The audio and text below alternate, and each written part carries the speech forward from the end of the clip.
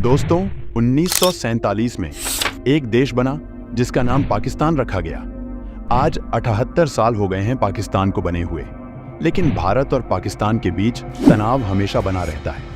एक वक्त था जब दोनों देशों के लोग एक साथ मिलजुल कर रहते थे, लेकिन आज पाकिस्तान की आर्मी और टेररिज्म की वजह से भारत और पाकिस्तान के बीच जंग जैसे हालात बने रहते हैं। दोस्तों, दोनों देशों के पास एक दूसरे से लड़ने के लिए पर्याप्त मात्रा में हथियार मौजूद हैं।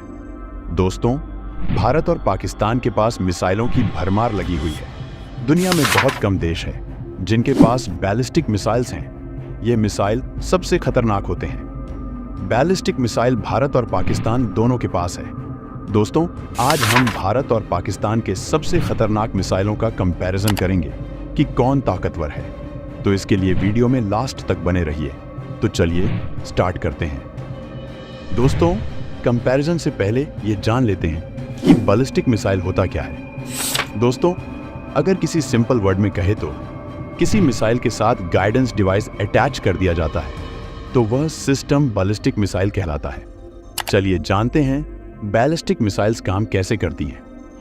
जब किसी बैलिस्टिक मिसाइल को रिलीज किया जाता है तो सबसे पहले वह तेजी से ऊपर की ओर जाती है और अर्थ एटमॉस्फेयर को क्रॉस करते हुए अर्थ के लोअर ऑर्बिट की ओर बढ़ती है।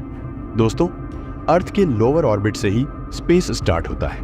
यहाँ ग्रेविटेशनल फोर्स ना के बराबर होता है। वहाँ जाने के बाद बैलिस्टिक मिसाइल्स नीचे की ओर आने लगती हैं अपने टारगेट को हिट करने के लिए।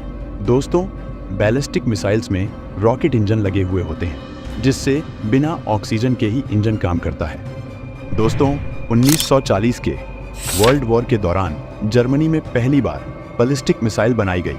उसके बाद एक एडवांस्ड बैलिस्टिक मिसाइल्स कई देशों ने बनाना स्टार्ट किया।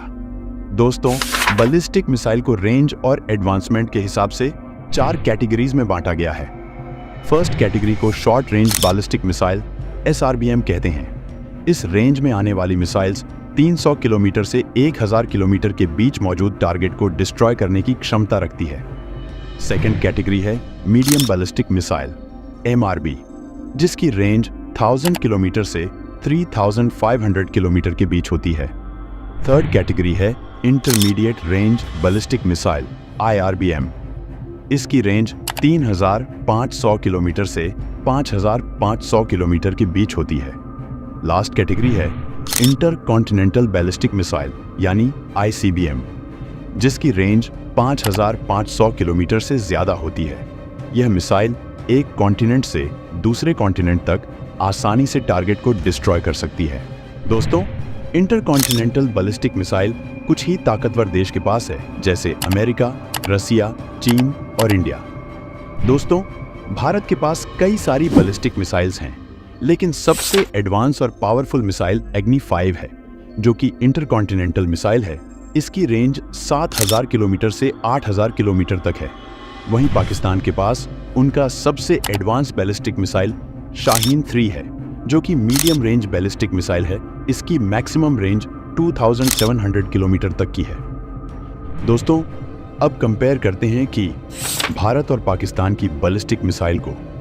भारत के पास प्रहार, प्रलय, पृथ्वी 1, पृथ्वी 2, पृथ्वी 3, धनुष, अग्नि 1, अग्नि 2, अग्नि 3, अग्नि 4 और अग्नि 5 जैसे हर रेंज और एडवांस्ड कैटेगरीज के बैलिस्टिक मिसाइल्स मौजूद हैं।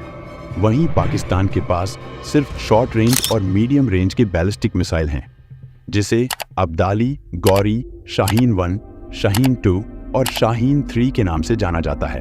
दोस्तों, पाकिस्तान अभी तक इंटरमीडिएट और इंटरकॉन्टिनेंटल जैसे एडवांस्ड बैलिस्टिक मिसाइल नहीं बना पाया है। वहीं भारत के पास अग्नि 3, अग्नि 4 और अग्नि 5 जैसे लॉन्ग रेंज के इंटरकॉन्टिनेंटल बैलिस्टिक मिसाइल्स हैं। दोस्तों, भारत की अग्नि 2 और पाकिस्तान की शाहीन 3 एक मीडियम रेंज के बैलिस्टिक मिसाइल्स हैं, जिसे हम कंपेयर करेंगे। तो चलिए देखते हैं। अग्नि 2 का रेंज 3000 किलोमीटर तक का है, यानी 3000 किलोमीटर के बीच में जो भी टारगेट होगा उसे आसानी से डिस्ट्रॉय कर देगा। वही शाहीन 3 की रेंज 2700 किलोमीटर तक की है। ये दोनों न्यूक्लियर कैपेबल मिसाइल्स हैं। दोस्तों, अग्नि 2 की एक यूनिट की कीमत लगभग $4 मिलियन है। वहीं पाकिस्तान की शाहीन 3 की एक यूनिट की कीमत लगभग $2 मिलियन है। एग्नि 2 शाहीन 3 से एडवांस है।